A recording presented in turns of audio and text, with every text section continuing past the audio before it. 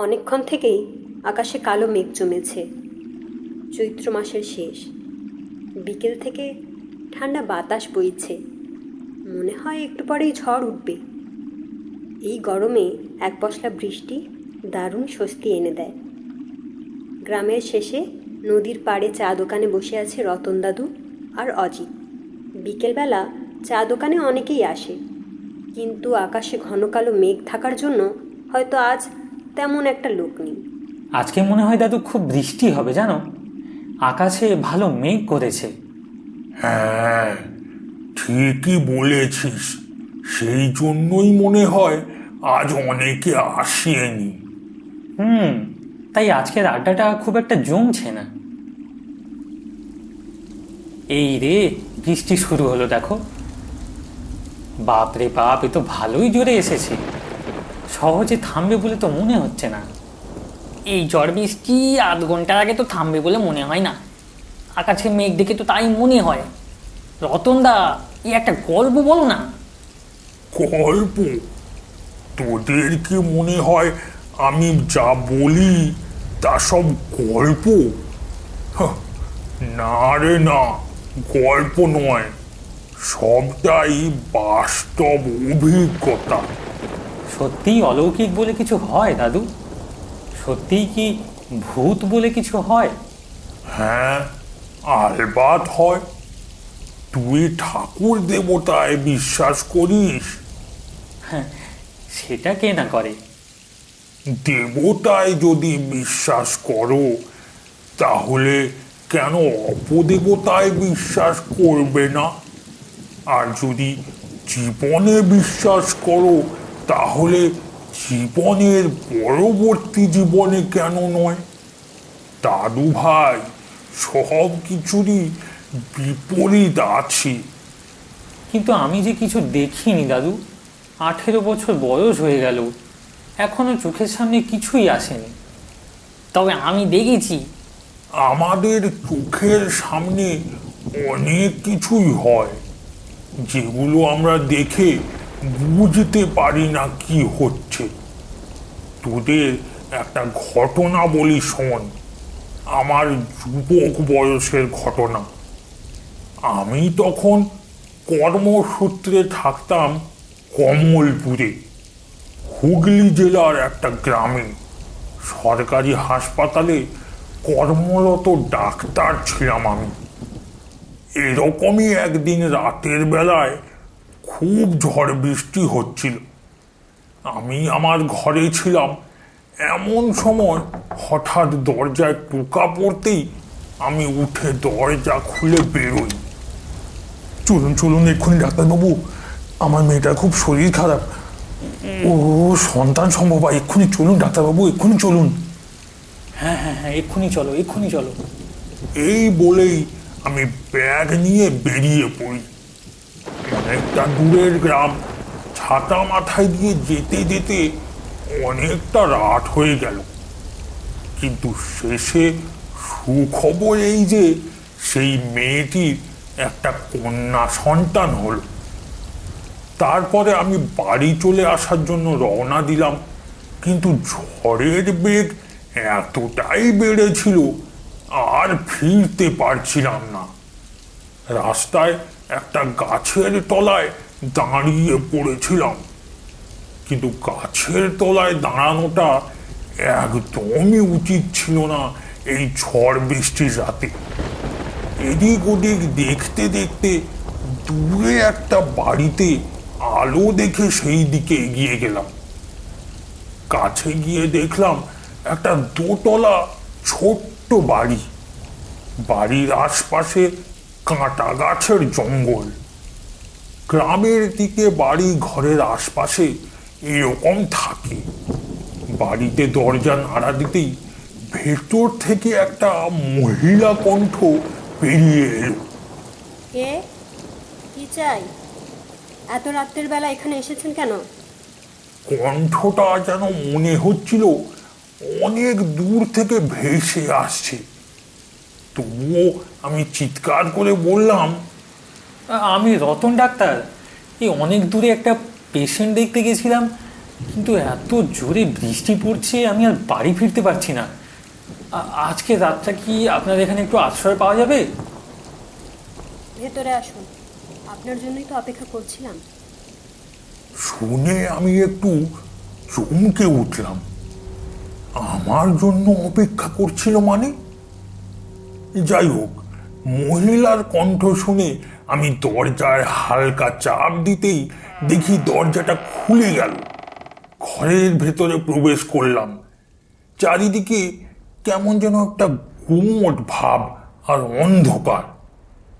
ওপরে ছোট্ট টিমটিমে একটা আলো জ্বলছে, তাতে অন্ধকার একটুও দূর হচ্ছে না, বরং কেমন একটা যেন ঘোলাটে ভাব। কিছুটা দূরে অবধিও ভালো করে দেখা যাচ্ছে না। আপনারা কোথায়? কাউকে তো দেখতে পাচ্ছি না। পাশের রুমে ঢুকুন, আমি এক্ষুনি আসছি। মহিলা কণ্ঠটা তেমনই যেন অনেক দূর থেকে আসছে তখনও। আমি সাহস করে পাশে থাকা একটা খোলা রুমের ভেতরে প্রবেশ করলাম। রুমটার ভেতরে একটাই মাত্র চেয়ার রাখা, আর কিচ্ছু নেই। কি করব ভেবে না পেয়ে চেয়ারে বসে পড়লাম। হঠাৎ করে মনে হলো আমার পিছনে কেউ যেন দাঁড়িয়ে আছে। আপনার এখন সময় হলো এখানে আসার? হ্যাঁ, এতক্ষণ পর? আমার বাবা যে... কণ্ঠ শুনে আমি চমকে উঠলাম। পিছনে ফিরে দেখি সামনে একটা মহিলা দাঁড়িয়ে আছে। ভালোভাবে তাকে দেখা যাচ্ছে না, কিরকম যেন একটা ঘোলাটে নীল রঙের কুয়াশা তাকে ঘিরে রয়েছে। আমার চোখের সমস্যা বরাবরই ছিল না, কিন্তু এত কাছেও দেখতে ভীষণই কষ্ট হচ্ছিল। ভাবলাম হয়তো এই আলোটার জন্যই এটা হচ্ছে।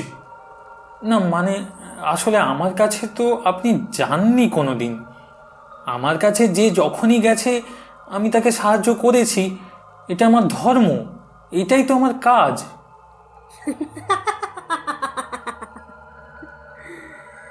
আপনি আমাকে হাসালেন। ধর্ম, কাজ আমাকে শেখাতে আসবেন না।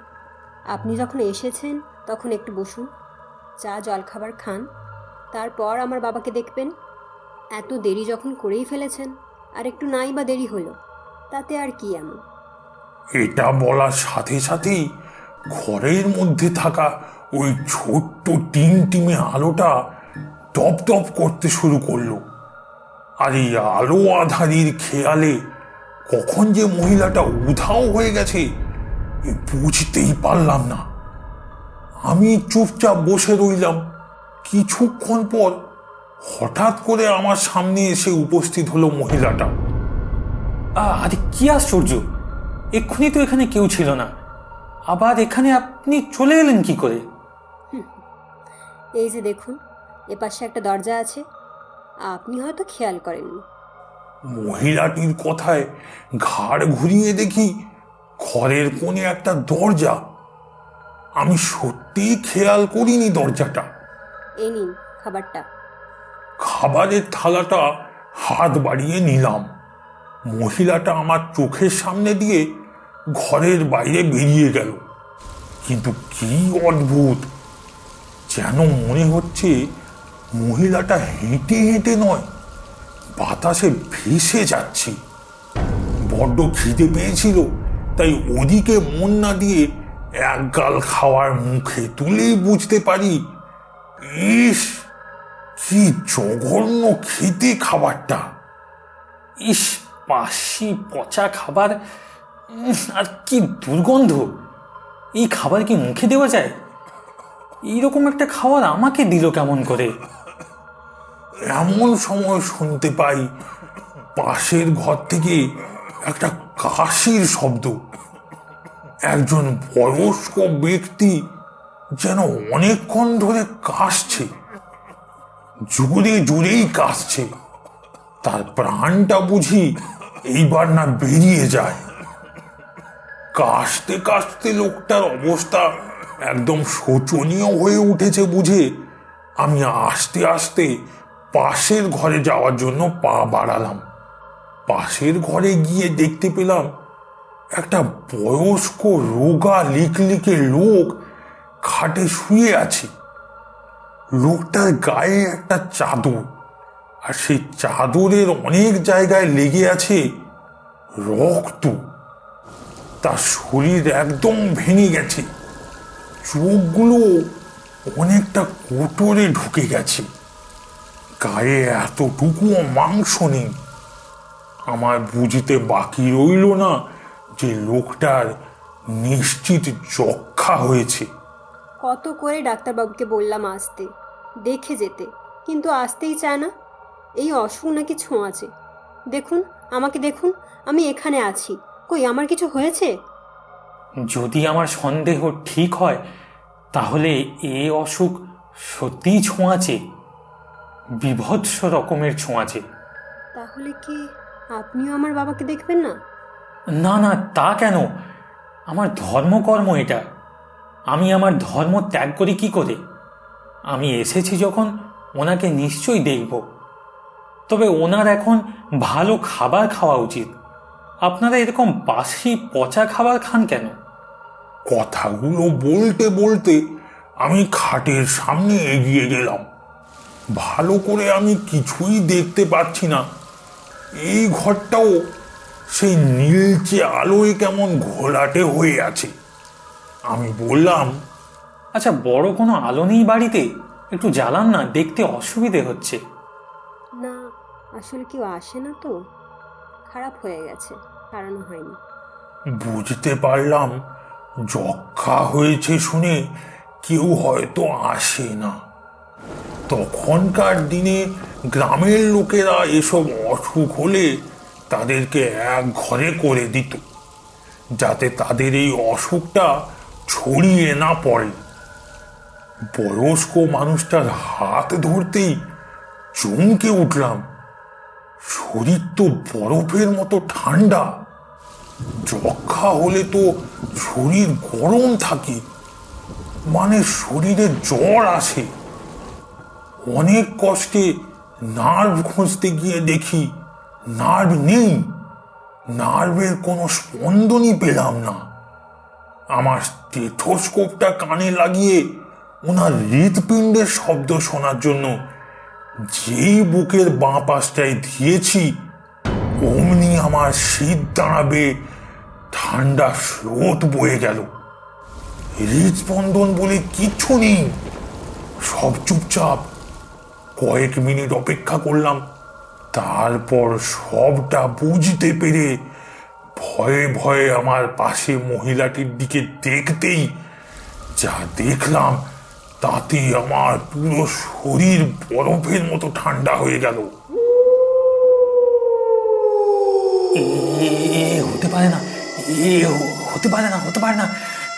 না না না না না না, আপনারা সবাই মৃত, আপনারা অশরীরী। এ হতেই পারে না, এ কখনো হতে পারে না।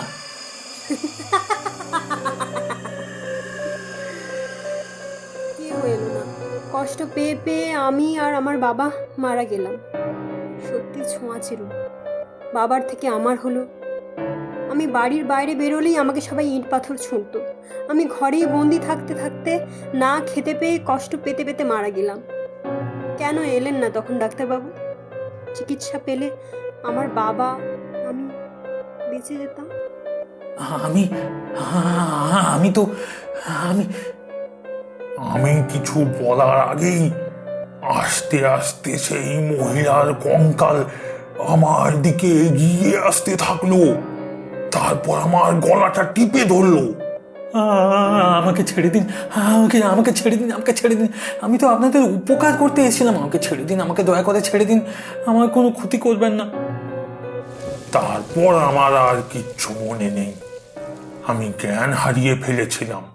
পরে সকালবেলা যখন আমার জ্ঞান ফেরে, আমি দেখি সেই ঘরের খাটের উপরে শুয়ে আছি। আমার সামনে দুটো কঙ্কাল পড়ে আছে মেঝেতে। দাদু, এইটা তোমার সাথে সত্যিই হয়েছিল? হ্যাঁ রে বাবা, সে যে কি ভয়ঙ্কর অভিজ্ঞতা কি আর বলবো তোদেরকে, এরকম আরো যে কত অভিজ্ঞতা হয়েছে আমার জীবনে, তা সে না হয় অন্য একদিন শোনাবো ক্ষণ। অনেক রাত হয়ে গেছে, বৃষ্টিটাও একটু ধরে এসেছে। চল চল, এই বেলা বেরিয়ে পড়ি।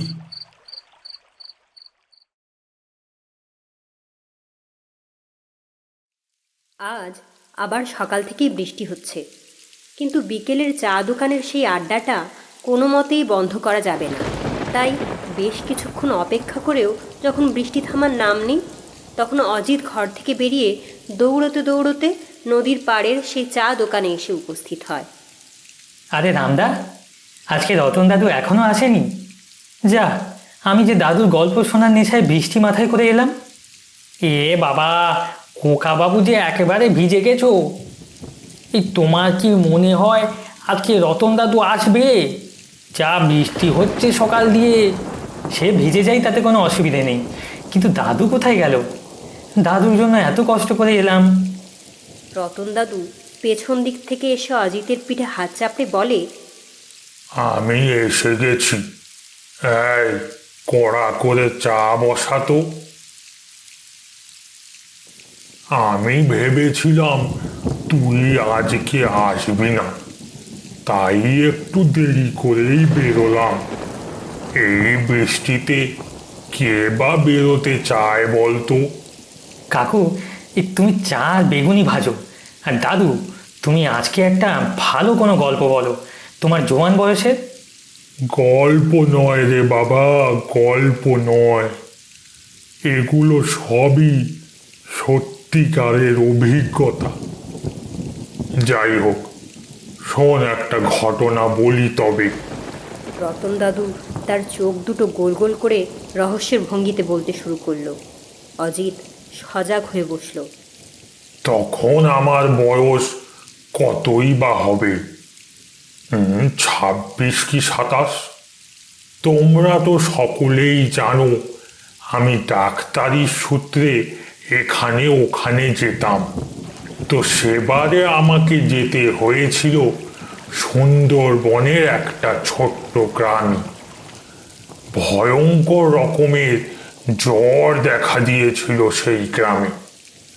মারা যাচ্ছিল বহু লোক। সেই জন্য আমি আর আমার এক বন্ধু ডাক্তার অশোক দুজনে মিলে সেখানে গিয়েছিলাম। এত বৃষ্টি পড়ছে, উহ, বিরক্তিকর। এমনিতেই এই এলাকাগুলো একটু স্যাঁতস্যাঁতে, তার উপরে এই এক টানা বৃষ্টি। হ্যাঁ, কিচ্ছু করার নেই, কর্তব্য বলে কথা, আমাদের তো যেতেই হবে। আমাদের থাকবার জায়গা দেওয়া হয় ওই গ্রামেরই একটা পুরনো স্কুলে। আমরা দুজনে রাতের বেলা স্কুল ঘরের ভেতরে বসেছিলাম। বাইরে খুব জোরে বৃষ্টি পড়ছে।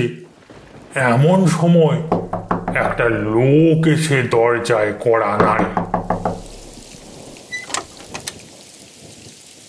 বাবু, বাবু, আমার ছেলেটার জ্বরে গা পুড়ে যাচ্ছে, ভুলভাল কথা কইছে।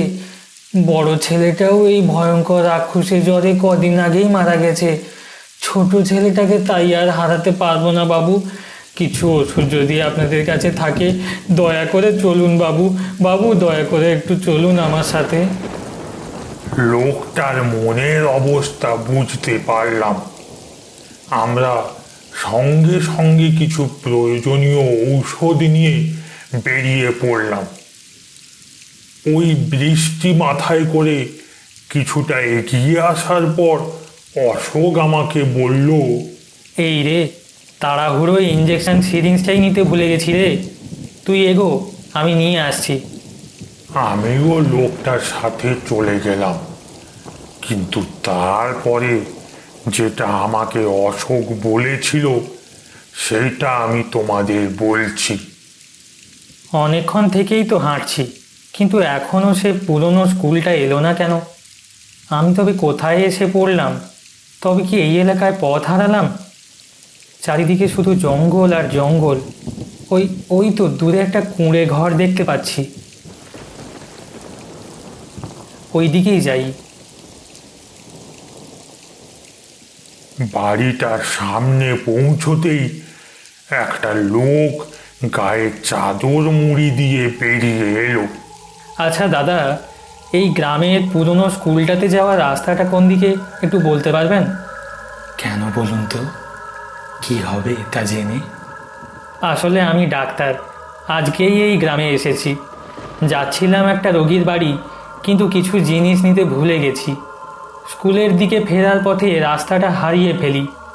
কি হবে ওদের সাহায্য করে? ওরা তো পরে আপনাকেই পিশাচ বলে মেরে ফেলবে। তবে আপনি আমার সাথে চলুন, ভালো থাকবেন, কেউ কিচ্ছু করতে পারবে না আপনার। এদিকে আমার ততক্ষণে রোগী দেখা হয়ে গিয়েছিল, কিন্তু অশোক এখনো এসে পৌঁছায়নি। আমি কিছু প্রয়োজনীয় ওষুধ দিয়ে কাল সকালে আবার আসবো বলে রোগীর বাড়ি থেকে বেরিয়ে পড়ি। রাস্তায় হাঁটতে হাঁটতে হঠাৎ লক্ষ্য করি আমার সামনে কেউ একজন বৃষ্টির মধ্যে দিয়ে হেঁটে হেঁটে এগিয়ে আসছে। কাছে আসতে লোকটাকে চিনতে পারি, সে আর কেউ নয়, অশোক। কি রে অশোক, তুই এত দেরি করলি? যাক, তোকে পেয়ে ভালো হলো। চল, আমি যা ওষুধ দিয়ে দিয়েছি, আবার কাল সকালে আসবো। কে আপনি? আপনিও কি পথ হারিয়েছেন? কি বলছিস কি তুই? আমি রতন, আমাকে চিনতে পারছিস না? ও রতন, তুই আমার সাথে চল, তুইও বেঁচে যাবি, নয়তো সবাই তোকে মেরে ফেলবে। এই তুই কি পাগল হলি ভাই? কি ভুলভাল বকছিস? অন্ধকারে চোখ সয়ে গেলে আমি অশোকের মুখটা ভালো করে দেখতে পাই। অশোকের মুখ যেন রক্ত শূন্য, গালগুলো ভেতর দিকে ঢুকে গেছে। অদ্ভুতভাবে ভাবলেশহীন মুখে আমার দিকে তাকিয়ে আছে সে, আর গলার কাছ থেকে দুটো ছোট ছোট ছিদ্র থেকে রক্ত গড়িয়ে পড়ার দাগ। কি হয়েছে বলতো তোর? তোকে কি কিছুতে কামড়েছে? বলতে বলতেই হঠাৎ করে অশোক জ্ঞান হারিয়ে ধপ করে মাটিতে পড়ে যায়। আরে আরে, এই অশোক, অশোক, কি মুশকিল! আরে হলোটা কি তোর? আপনার বন্ধু মনে হয় জ্ঞান হারিয়ে ফেলেছেন। তাকিয়ে দেখি একটা আপাদমস্তক চাদর মুড়ি দেওয়া লোক কোথা থেকে হাজির হয়েছে। আমার বাড়ি এই সামনেই, চলুন ওনাকে ধরে আমার বাড়িতে নিয়ে যাই আপাতত, সেখানে ওনার সেবা যত্ন করা যাবে। আমি ততক্ষণে অশোকের ওরকম অবস্থা দেখে এতটাই ভয় পেয়ে গেছিলাম যে আর কিছু মাথায় আসছিল না। লোকটার কথা মতো দুজনে মিলে অশোককে ধরে তার বাড়িতে নিয়ে গেলাম। গা হাত মুছিয়ে দিয়ে বিছানায় শুইয়ে ওর নাড়ি দেখে বুঝতে পারি ও নাড় খুব আস্তে চলছে। সেই লোকটা অশোককে এখানে পৌঁছে দিয়ে আবার কোথায় চলে গেছে কে জানে। বিছানার পাশেই হারকিনটা রেখেছি যাতে তার গরমে অশোকের একটু আরাম হয়। আধ ঘন্টা পর অশোকের জ্ঞান ফেরে। জ্ঞান ফিরতেই সে বলতে থাকে, রতন, রতন পালা এখান থেকে, ওই পিশাচের পাল্লায় পড়িস না, পালা ভাই পালা। কে পিশাচ? কি বলছিস তুই? আপনার বন্ধু বোধ হয় আমার কথা বলতে চাইছেন। হঠাৎ পিছনে ঘুরে দেখি সেই লোকটা দাঁড়িয়ে আছে। এখন তার গায়ে চাদর নেই। লোকটার চোখ দুটো কেমন অদ্ভুত রকমের সবুজ রঙের, ঘাড় একদিকে কাত করে আছে। তারপর লোকটা জোরে জোরে হাসতে শুরু করে।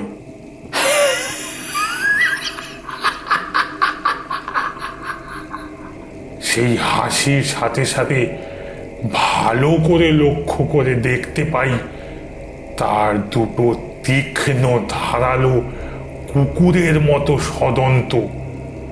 এক মুহূর্তে আমার কাছে সব পরিষ্কার হয়ে যায় অশোকের ঘাড়ের কাছে ওই দুটো গর্তের রহস্য। কি ভেবেছিস তোরা আমার হাত থেকে বেঁচে যাবি? তোর বন্ধুর শরীর থেকে সমস্ত রক্তটা এখনো আমার খাওয়া হয়ে ওঠেনি। তারপর তো তোর শরীরটাও আছে। এত তাড়াহুড়ো করলে কি করে হবে বলতো?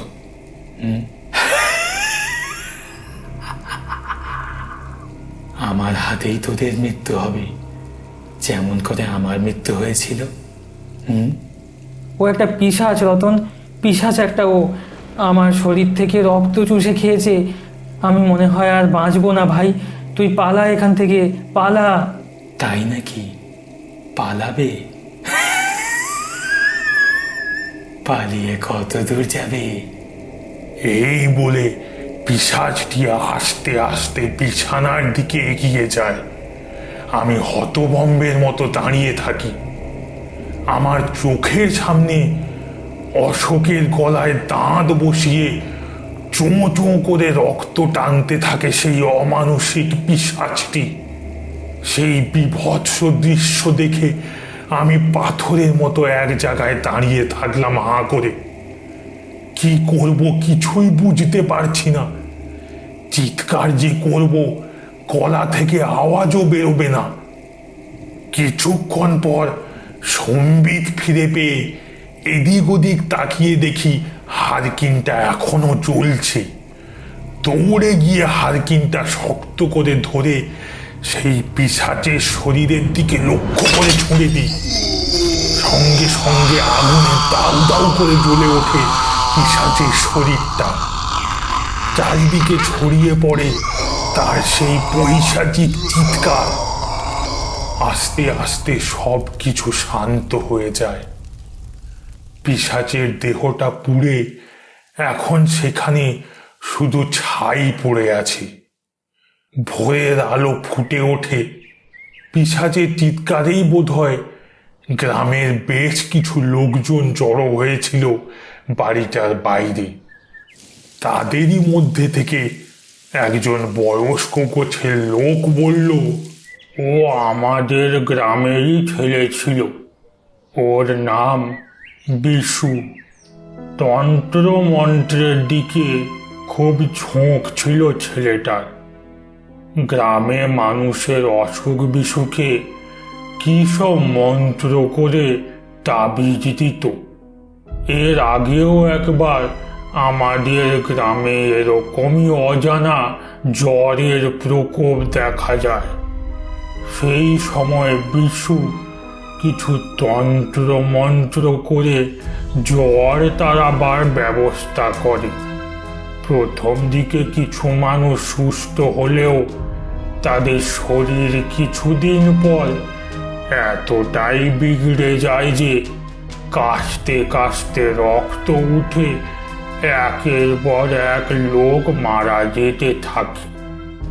ওই জন্য ওকে পিশাচ অপবাদ দিয়ে গায়ে আগুন লাগিয়ে পুড়িয়ে মারে গ্রামবাসীরা সকলে মিলে। তারপর থেকে এই দিকটা আমরা আর আসি না। তোমরা নতুন পথ হারিয়ে এই পথে চলে এসেছো তাই হয়তো। চলো এখন তোমার বন্ধুকে ধরে নিয়ে আমার বাড়িতে চলো তোমরা। তুই আমার প্রাণ বাঁচিয়েছিস বন্ধু, কিন্তু নিজেকে খুব দুর্বল লাগছে। 4 দিন পর তোর জ্ঞান ফিরেছে। চিন্তা করিস না, তুই তাড়াতাড়ি সুস্থ হয়ে উঠবি। আর আপনাদেরও কোনো চিন্তা নেই। এই অসুখ হলো ম্যালেরিয়া। এর ঔষধ আবিষ্কার হয়ে গেছে। আমি শহরে জানিয়ে দিয়েছি, ওষুধ চলে আসবে কয়েকদিনের মধ্যেই। আমিও চেষ্টা করব ওই বিশুর আত্মার শান্তির ব্যবস্থা করার। সেই সময় আমি গ্রামে ছিলাম না, আমি তাই ব্যাপারটা আটকাতে পারিনি। তোমরা একটু বিশ্রাম নাও, আমি এখন আসি। এই হলো গিয়ে ঘটনা। বাবা, কি পৈশাচিক! তার বলতে কি রে, আমার গল্প শেষ হয়ে গেল, এখনো তোর বেগুনি ভাজা হলো না? হ্যাঁ,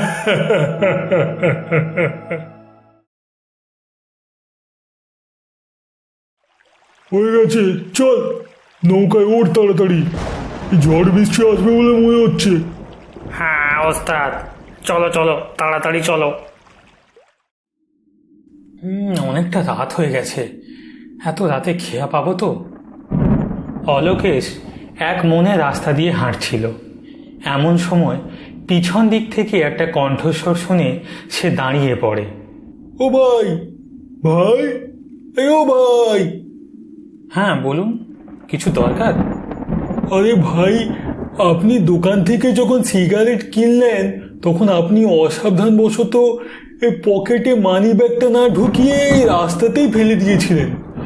দোকানদার সেটা খেয়াল করে, কিন্তু আপনাকে ডাকার আগেই আপনি খুব তাড়াতাড়ি এদিকটায় চলে আসেন। এই যে আপনার মানি ব্যাগটা।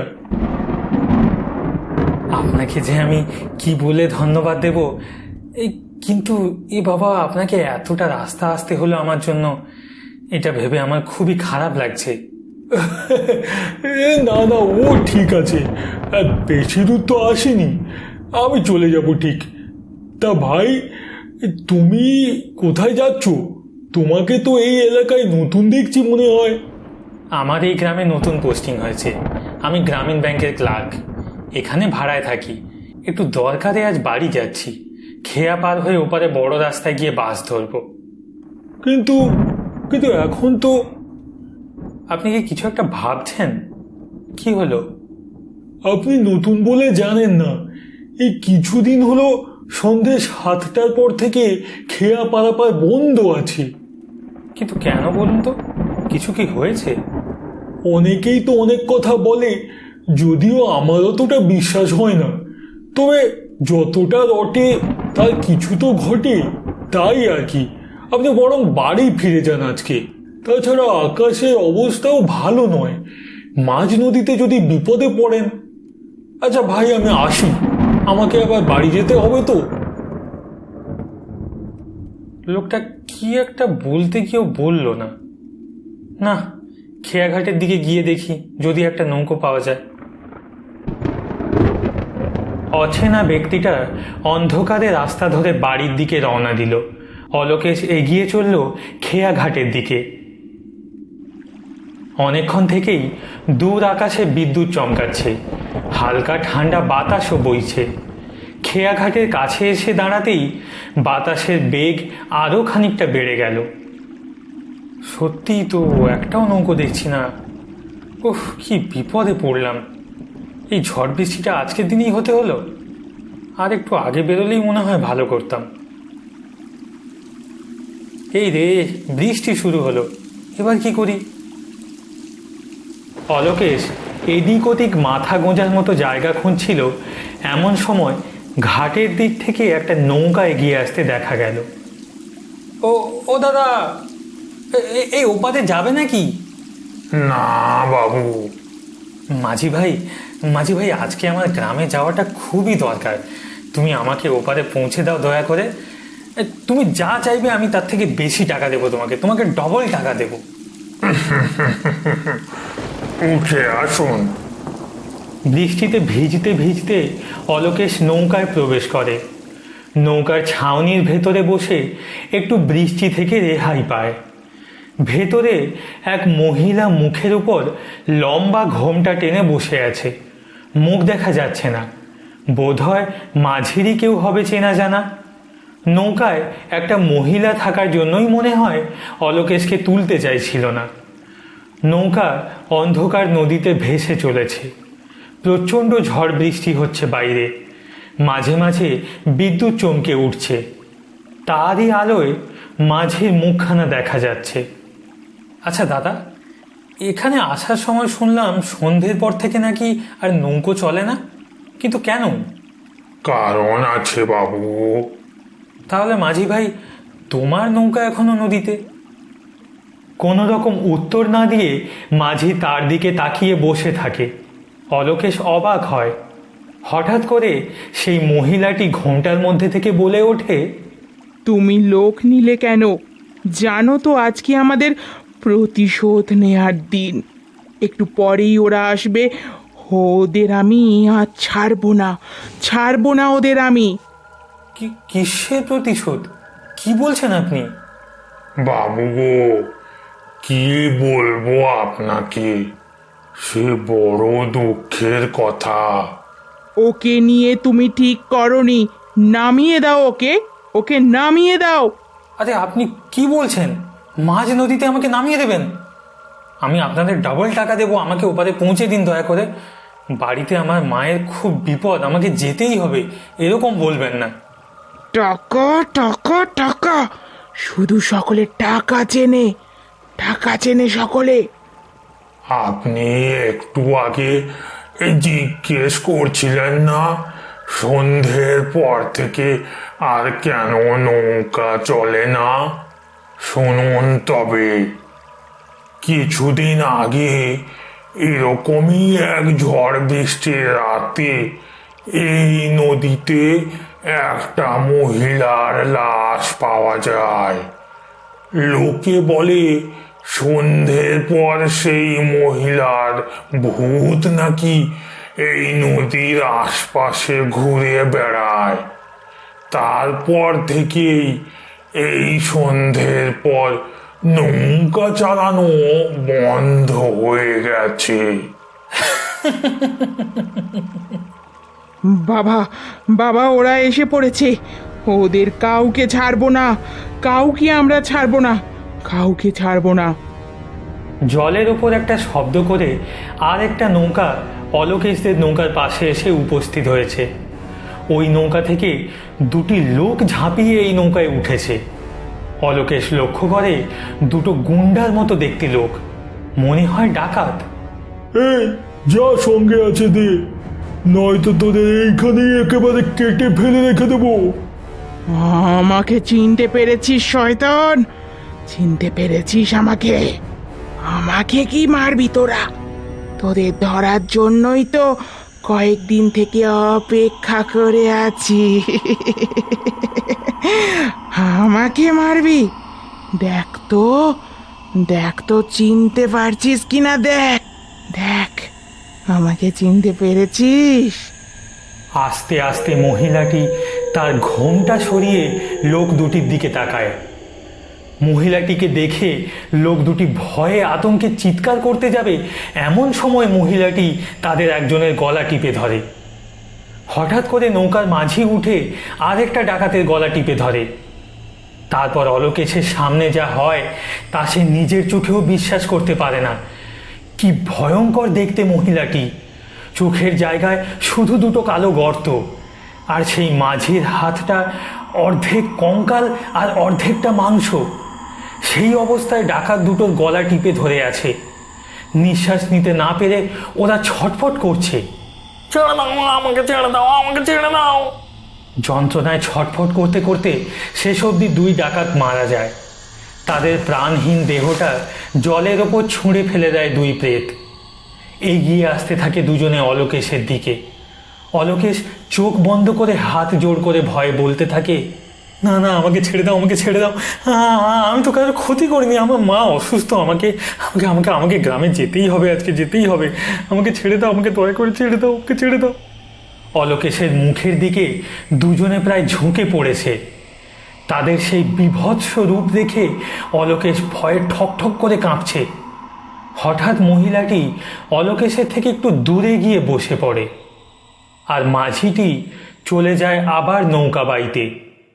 ধীরে ধীরে মহিলাটি বলতে শুরু করে, 1 সপ্তাহ আগে আমি আর আমার বাবা খেয়া পারাপার করছিলাম। আমার কাছে কিছু সোনার গহনা ছিল। শ্বশুর বাড়ি থেকে আমাকে তাড়িয়ে দিয়েছিল। সেই দিনও এরকম ঝড় বৃষ্টি হচ্ছিল। এমন সময় সেখানে এসে উপস্থিত হয় এই ডাকাতের দল। তারা আমার কাছ থেকে সর্বস্ব কেড়ে নেয়। আমার বাবাকে চোখের সামনে মেরে নদীতে ফেলে দেয়। তারপর আমার শরীরটাকে নিয়ে পশুর মতো অত্যাচার করে ওরা। তারপর আমাকেও মেরে নদীতে ফেলে দেয়। সবাই ভাবে শ্বশুর বাড়ি থেকে আমাকে তাড়িয়ে দেওয়ার জন্য আমি হয়তো মনের দুঃখে আত্মহত্যা করি। তারপর থেকেই অনেকেই এই নৌকা দেখেছে। আমার বাবাকে আর আমাকে দেখেছে মাঝ নদীতে নৌকা ভাসাতে।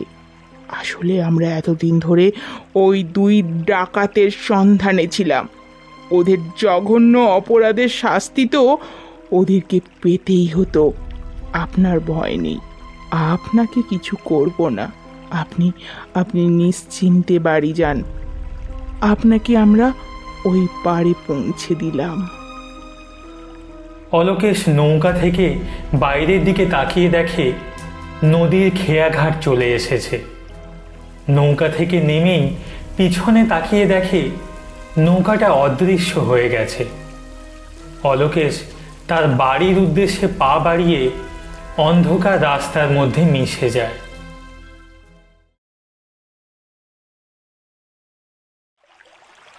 তিন পুরুষের কর্ম আমার, পেশায় আমি জেলে। নদী নালা খালে বিলে কাটাই হেসে খেলে। জোয়ার ভাটার হিসেব রেখে জলে ফেলি জাল। কখন মাছটি পড়বে ধরা বুঝে পানির হাল।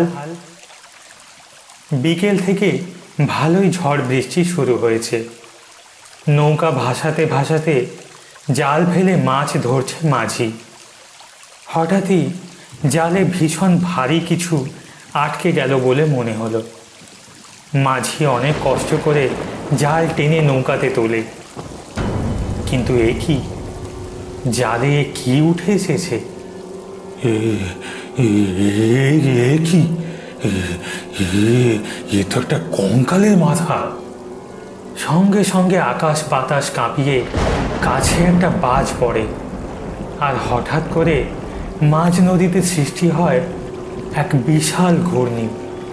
ঘূর্ণির টানে নৌকা সেই দিকে যেতে থাকে। আরে আরে এসব কি হচ্ছে? হঠাৎ করে এসব কি হচ্ছে? ভয় পেয়ে যায় মাঝি। অবাক দৃষ্টিতে সামনের দিকে তাকিয়ে দেখে সামনে দাঁড়িয়ে আছে একটা মুন্ডবিহীন কঙ্কাল। আস্তে আস্তে এগিয়ে আসছে সে মাঝির দিকে। শুনছি এবছর নদীতে ভালো ইলিশ মাছ হয়েছে। হ্যাঁ দাদু, ঠিকই শুনেছেন। বর্ষা ঢুকতেই ইলিশ ঢুকতে শুরু করেছে। কিন্তু কাল রাতে হঠাৎ ঝড় বৃষ্টিতে একটা নৌকা ডুবি হয়েছে, শুনেছেন?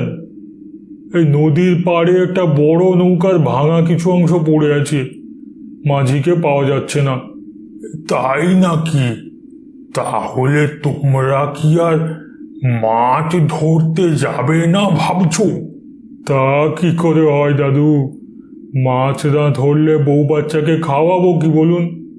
আর এইটাই তো ইলিশের সিজন, এটাই তো আমাদের সব থেকে লাভজনক সময়। এই সময়টা হারালে চলবে না। আজ রাতেই বেরোবো আমরা। আচ্ছা শোনো, তোমরা কিন্তু আমার জন্য একটা বড় সাইজের ইলিশ মাছ রেখে দিও, বুঝলে? আড়তে দিয়ে দিও না কিন্তু আবার। আমার বাড়িতে নিয়ে চলে আসবে, আমি সঙ্গে সঙ্গে টাকা দিয়ে দেব। টাটকা ইলিশের স্বাদই আলাদা, কি বলো? একদম একদম। তার বলতে ওস্তাদ, ওই দিকের কোনটায় একটু কালো করে মেঘ জমছে দেখছো?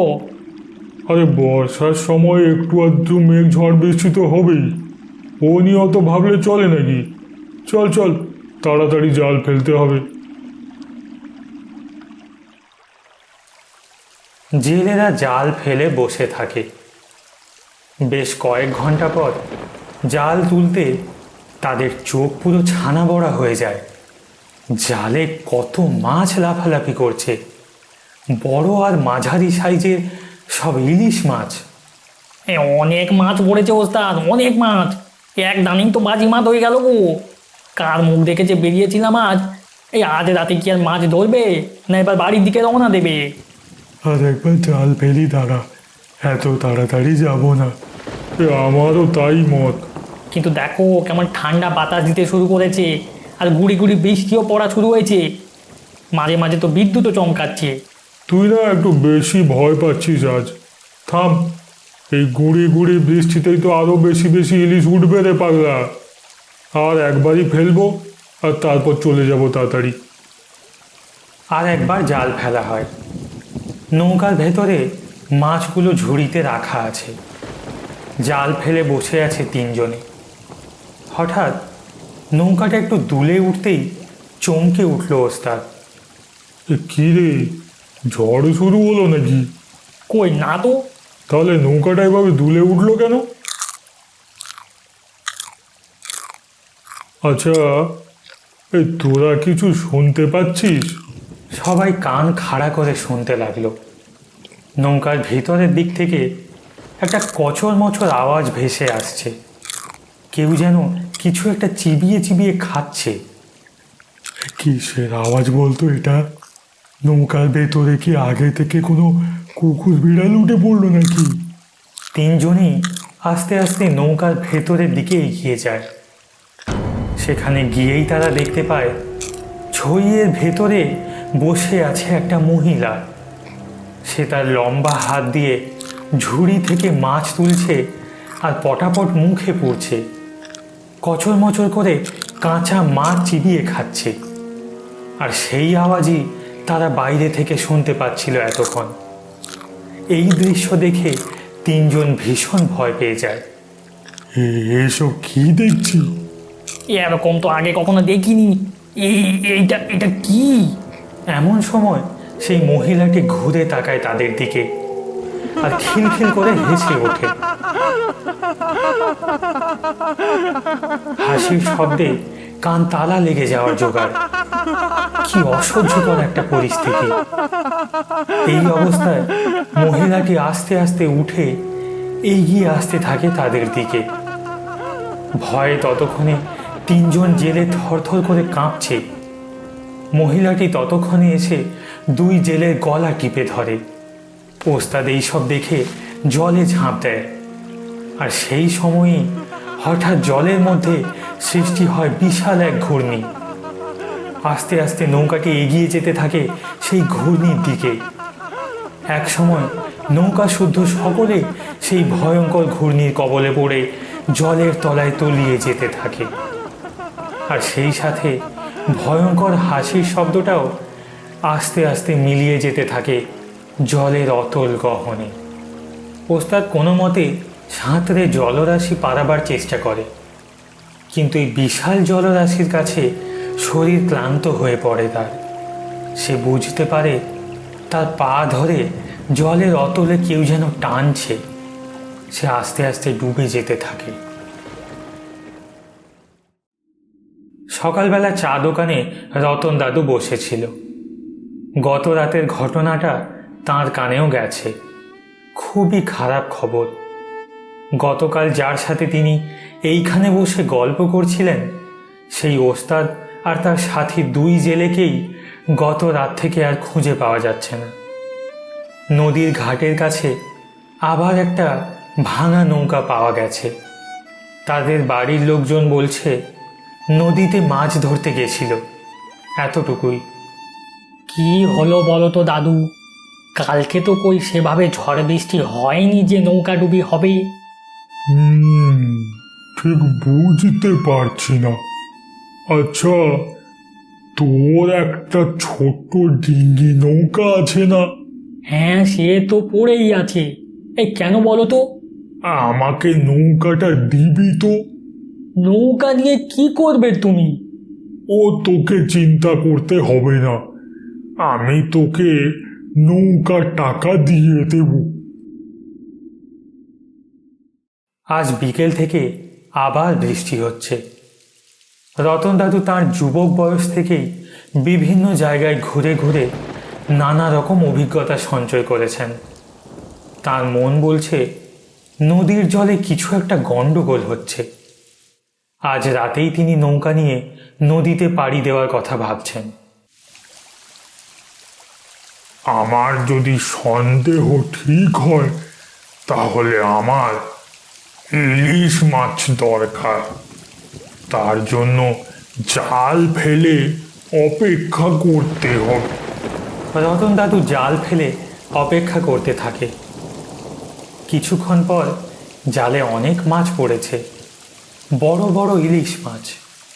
সেই মাছ নৌকার উপরে রেখে সতর্ক দৃষ্টিতে তাকিয়ে থাকে সেই দিকে। হঠাৎ নৌকাটা একটু দুলে ওঠে। রতন দাদু সতর্ক হয়। তারপর ভেসে আসে সেই কচর মচর শব্দটা। রতন দাদু নৌকার ভেতরের দিকে এগিয়ে গিয়ে দেখে একটা মহিলা বসে কাঁচা মাছ চিবিয়ে চিবিয়ে খাচ্ছে।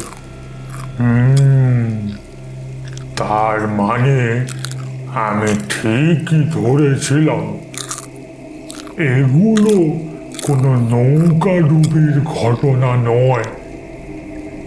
আচ্ছা, এই ব্যাপার তাহলে। আমি আমার সাথে দরকারি জিনিসপত্র তো নিয়েই এসেছি, এবার শুধু একে। হঠাৎ করে রতন দাদুর দিকে খুব রাগান্বিত দৃষ্টিতে তাকায় মহিলাটি। এক মুহূর্তের জন্য রতন দাদু শিউরে ওঠে তার মুখ দেখে। মুখের এক পাশটা শুধুই কঙ্কাল, কোনো মাংস নেই। তিনি নিজেকে সামলে নেন। এবার আস্তে আস্তে মহিলাটি এগিয়ে আসতে থাকে রতন দাদুর দিকে। রতন দাদুও আস্তে আস্তে নিচু হয়ে তার সঙ্গে করে আনা ব্যাগ থেকে বার করে একটা হলুদ আর সিঁদুরে মাখানো ছোট্ট একটা ছুরি। তারপর চকিতেই যেই মুহূর্তে মহিলাটি রতন দাদুর ওপর ঝাঁপিয়ে পড়তে যাবে, ঠিক সেই মুহূর্তেই রতন দাদু নিচু হয়ে মহিলাটির পায়ে গেঁথে দেয় সেই ছুরিটা। সাথে সাথে মহিলাটি চিৎকার করে ওঠে, কিন্তু এ কোনো মহিলার চিৎকার নয়, এ এক বিভৎস পিশাচের আর্তনাদ। কিছুক্ষণ পর সেই পিশাচটি নৌকার একপাশে প্রাণহীন অবস্থায় পড়ে থাকে। রতন দাদু সেই পিশাচ সমেত নৌকা নিয়ে নদীর পাড়ে আসে। কেরোসিন তেল ঢেলে নৌকা সমেত পিশাচটিকে আগুন ধরিয়ে দেয়। মনে মনে স্বস্তি অনুভব করতে থাকেন। আর কোনো ভয় নেই। তাহলে দাদু আর কোনো ভয় নেই, কি বলো? না রে, আর ভয় নেই। আসলে অনেক দিন আগে আমি মাথা ভাঙায় এক তান্ত্রিক বাবার কাছে একটা এরকম ঘটনার কথা শুনি। নৌকায় যে মাঝি ছিল সে ঠিক একইভাবে সেই অপশক্তিকে হত্যা করেছিল। আসলে এরা ইলিশ খেকো পিশাচ।